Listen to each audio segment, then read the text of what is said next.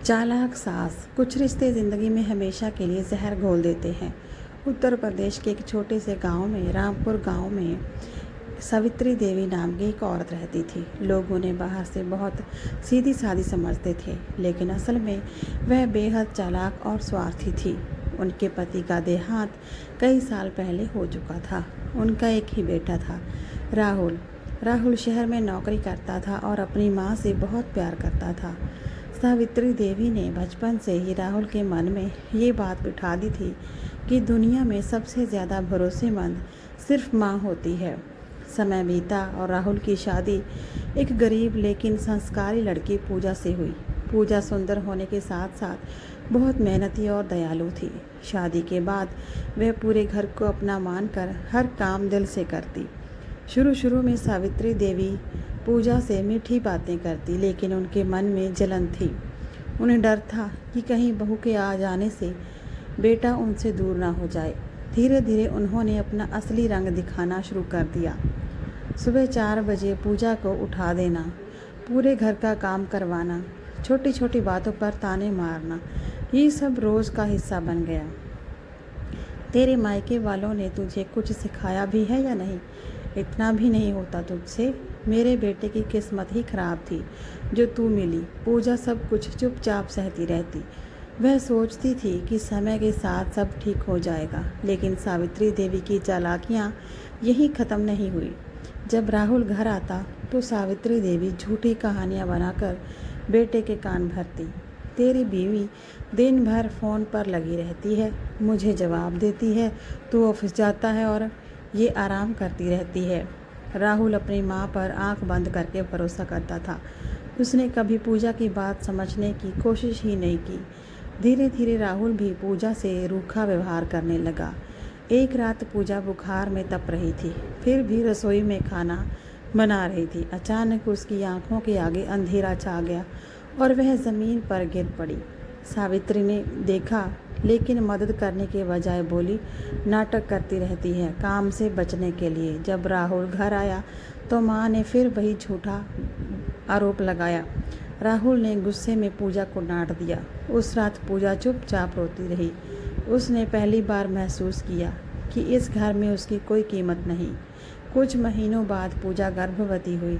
उसे लगा शायद अब सब बदल जाएगा, लेकिन सावित्री देवी को ये खुशी भी पसंद नहीं आई।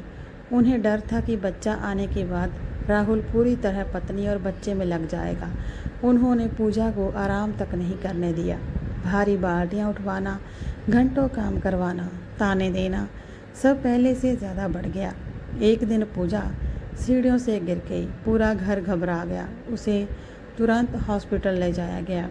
डॉक्टर ने बताया कि बहुत ज़्यादा कमज़ोरी और तनाव की वजह से बच्चा नहीं बच सका। ये सुनते ही पूजा टूट गई। वह अस्पताल के बेड पर घंटों रोती रही। उसकी आंखों में सिर्फ एक सवाल था, मैंने आखिर किसका क्या बिगाड़ा था?